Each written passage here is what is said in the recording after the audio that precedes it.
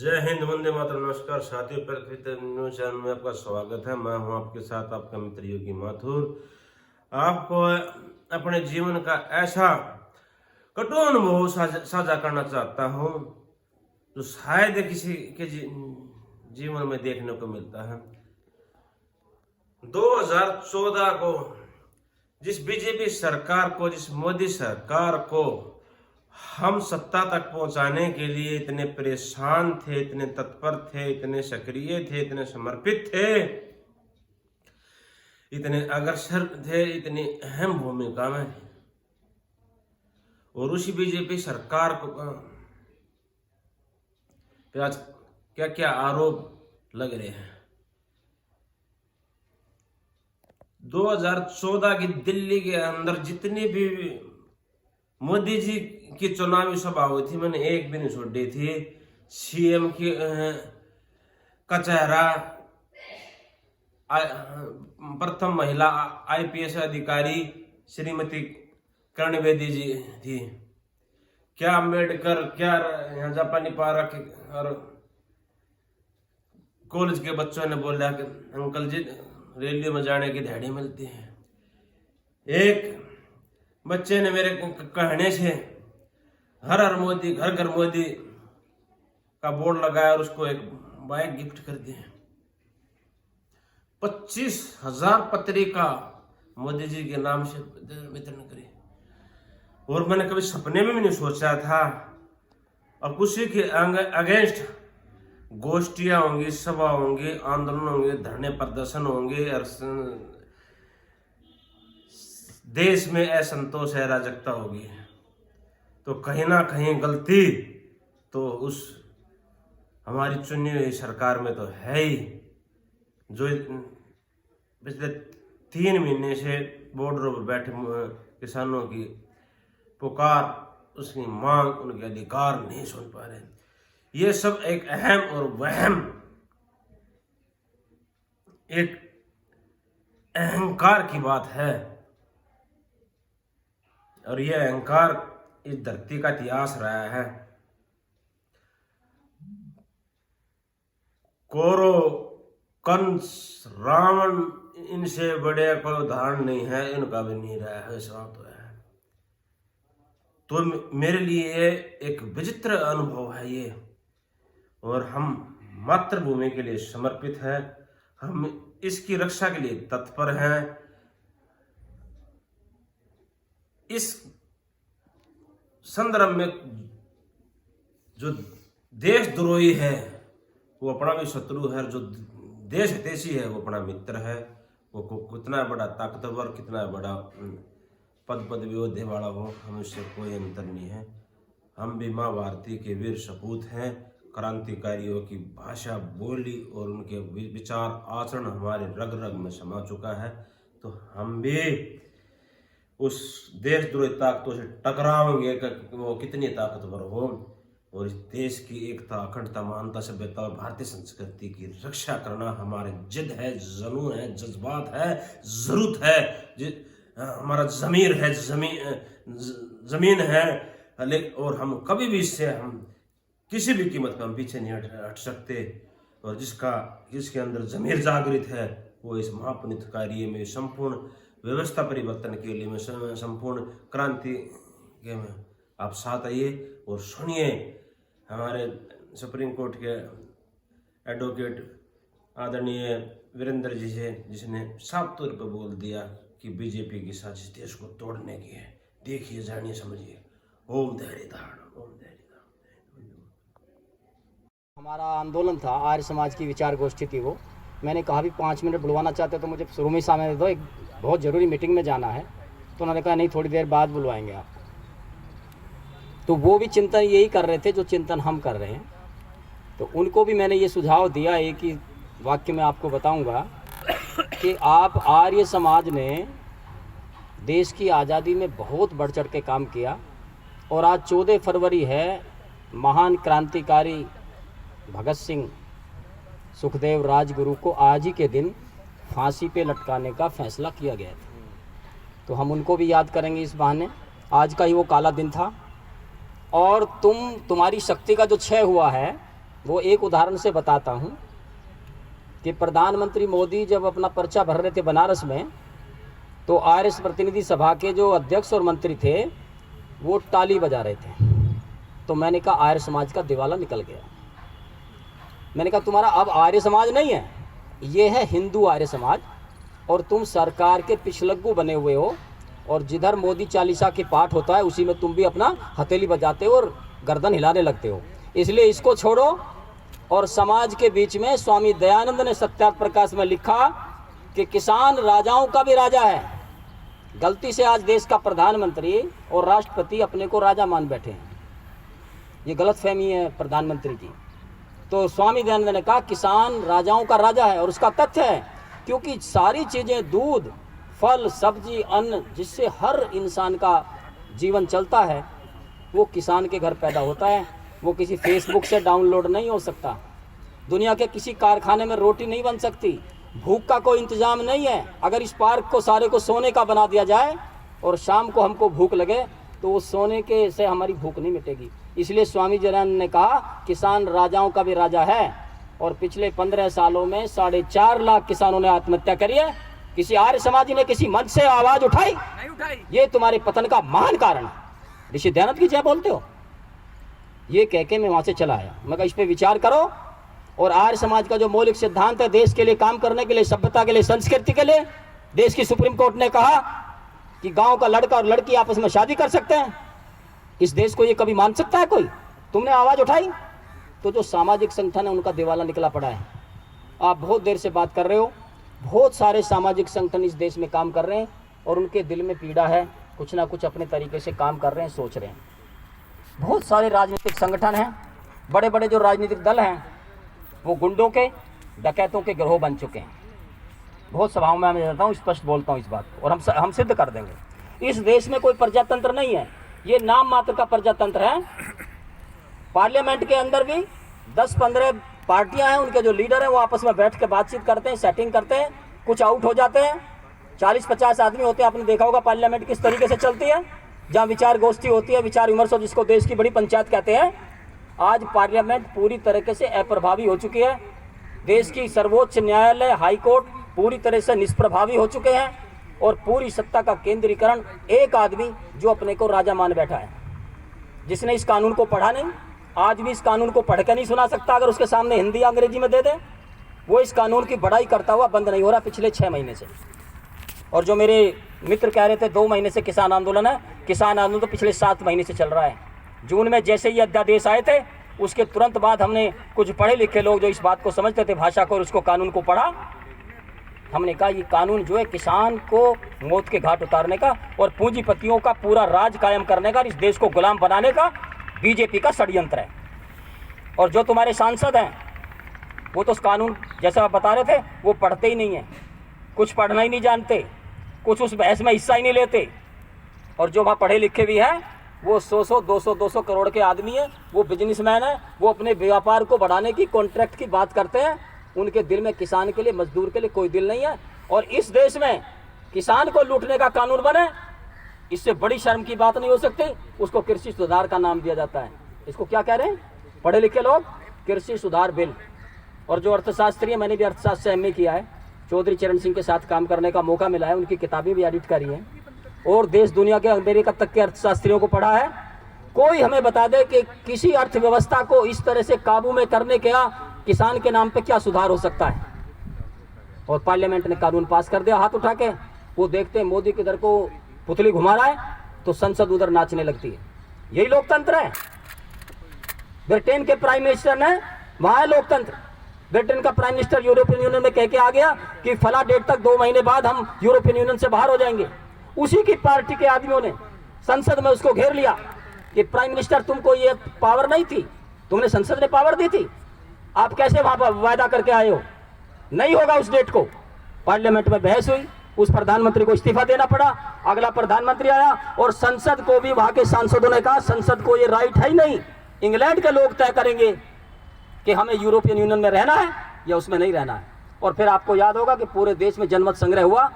हमारे किसान संगठनों के साथियों से, उनके बीच में मैं जाता हूँ, कुरुक्षेत्र मीटिंग में भी गया था, चंडीगढ़ मीटिंग में भी गया था, और यहाँ धरनों में भी कहीं ना कहीं रोज जाने का मौका मिलता है। बहुत पीड़ा का विषय है।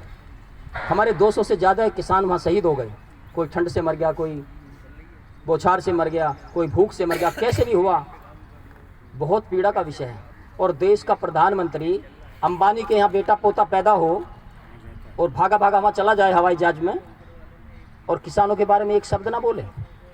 हमें उनसे गुरेज नहीं है। किसी के यहाँ बच्चा पैदा हुआ है, वो माँ है, उसने बच्चा पैदा दिया है, हम उसका भी अपमान नहीं करेंगे। हो सकता है वो बच्चा बहुत बड़ा धार्मिक पैदा हो जाए, अभी तो इस संसार में आया है, उसके लिए हमारी सहानुभूति है, उस माँ के लिए भी है, मैं ये स्पष्ट कर दूं।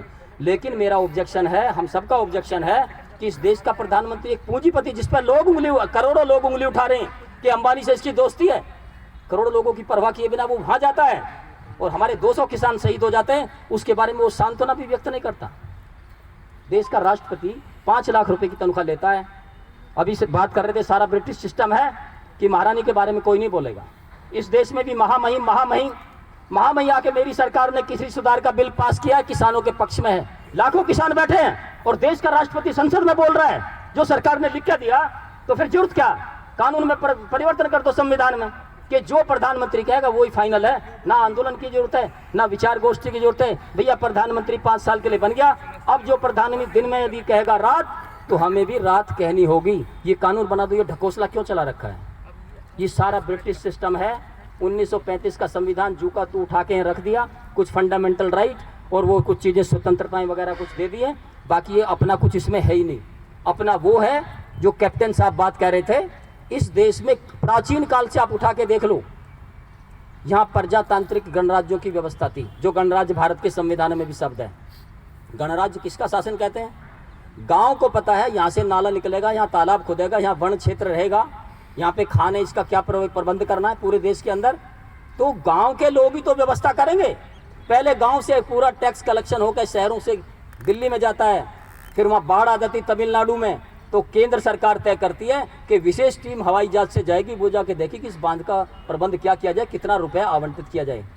ये इस देश की व्यवस्था नहीं है। इस देश की व्यवस्था है कि गांव के लोग, उसी गांव के लोग तय करेंगे हमारी व्यवस्था आंतरिक सामाजिक आर्थिक कैसी होगी। आप कहेंगे फिर केंद्र सरकार की क्या जरूरत है? केंद्र सरकार का अधिकार है कि विदेशों से कैसा संबंध होगा, किस देश से क्या युद्ध की स्थिति होगी, सेना उसके नियंत्रण में होगी, पूरा एक राष्ट्र होगा, उसमें गांव को कोई अधिकार नहीं होगा।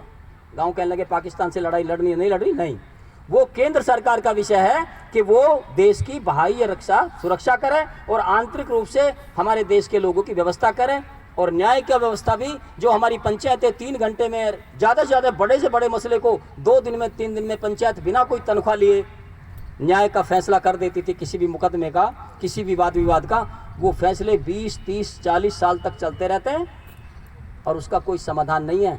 और मैं खुद वकील हूँ, लोग रोते रोते आते हैं, किसी वकील को पूरी जानकारी नहीं है, केस गलत बना दिया, ज़मीनें और जायदाद और उनका जो पूरा मकान है और जेवर बिकवाने का काम हो जाता है।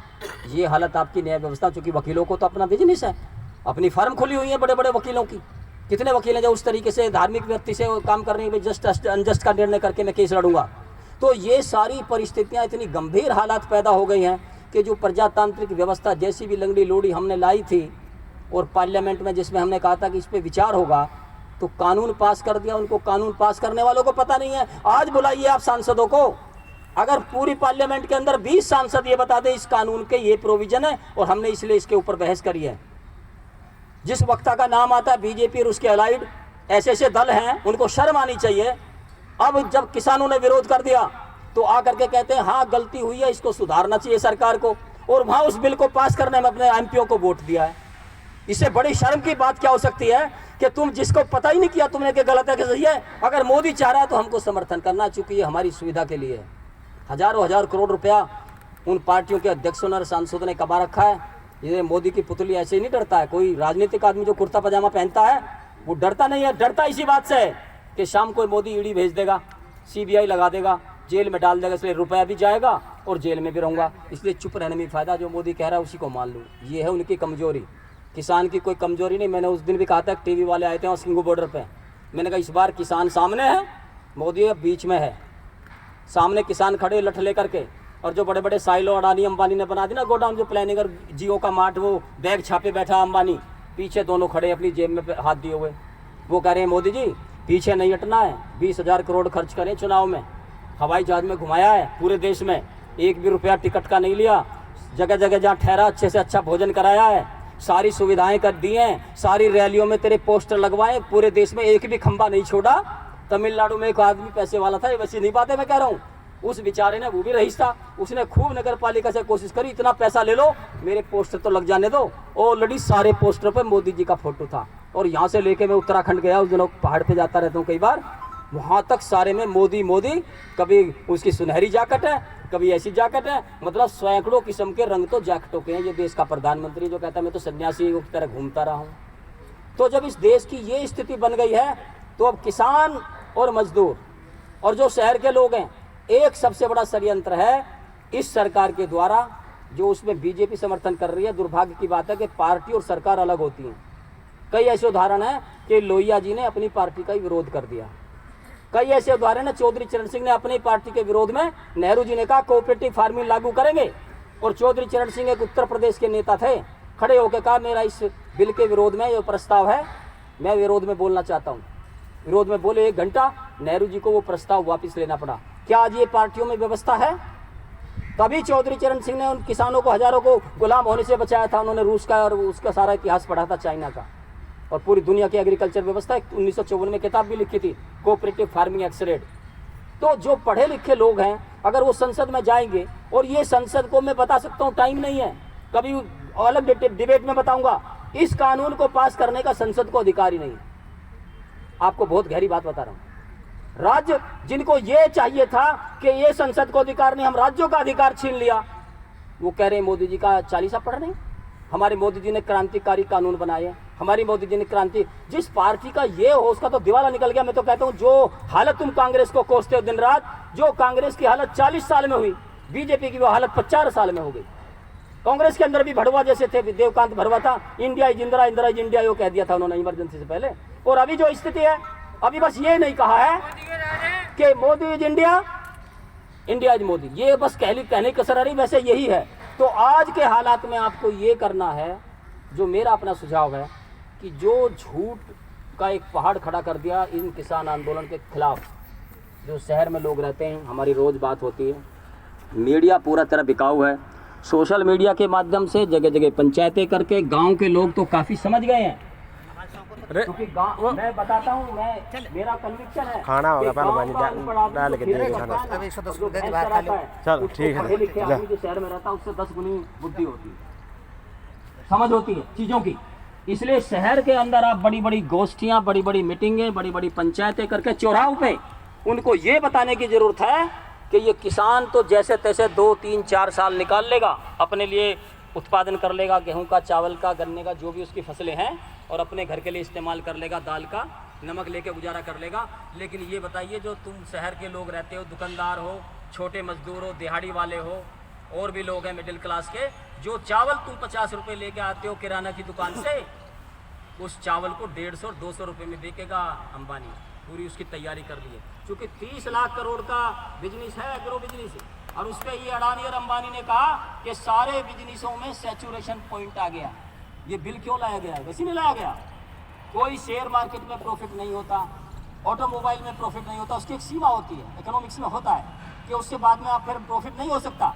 तो उन्होंने कहा ये एग्रो बिजनेस जो है, जो कोरोना के काल में भी बंद नहीं हुआ और इसने विकास दर बनाए रखी, तो एक सबसे बढ़िया है, किसानों से सस्ता खरीदो और उद्योग, इनको कंज्यूमर्स को महंगे रेट पे बेचो। तो ये किसान के लिए जितना खतरनाक है बिल है, उससे ज़्यादा खतरनाक देश के कंज्यूमर्स के लिए, ये हमको लोगों को बताना पड़ेगा शहर में जाकर के।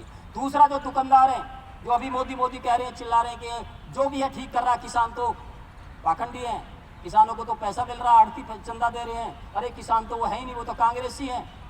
जब पंजाब के अंदर लाइनों पे बैठे थे किसान जुलाई और अगस्त के महीने में, सितंबर के महीने में, तब ये कहते थे खालिस्तानी है, ये बीजेपी वाले, सरकार का सोशल मीडिया। और जब वो दिल्ली आ गए धरने यहाँ पे, तो कहने लगे ये तो कांग्रेसी है। अब कांग्रेसी खालिस्तानी नहीं हो सकता, खालिस्तानी कांग्रेसी नहीं हो सकता, अपनी बात में फंस गए। उसके बाद तो सब जानते हो आप क्या क्या हुआ है। तो एक तो जो ये झूठ फैला रहे हैं, इस झूठ का पर्दाफाश करने के लिए हमको ज़्यादा से ज़्यादा पम्पलेट छपवा करके, सोशल मीडिया के द्वारा गोष्ठी करके, विचार सभाएं करके लोगों को समझाना। जब शहर के लोगों को समझ में आएगा और उस सभाओं में बड़ी बड़ी लोग आने लगेंगे, तो इस सरकार की चूल्हे हिल जाएंगी कि यही लोग हमारे खिलाफ हो गए जो हमारे ही वोटर हैं। और किसान तो अब हो ही गए, गांव में तो इनकी दाल गलने वाली नहीं है। शहर के लोगों को समझाओ। दूसरा, जो शहर के किराना व्यापारी हैं, जो ट्रांसपोर्टर हैं, जो ट्रक से इधर उधर सारा ही सामान अडानी अंबानी और दूसरे कॉरपोरेट के पास जाने वाला, ये भी मजदूर बन जाएंगे।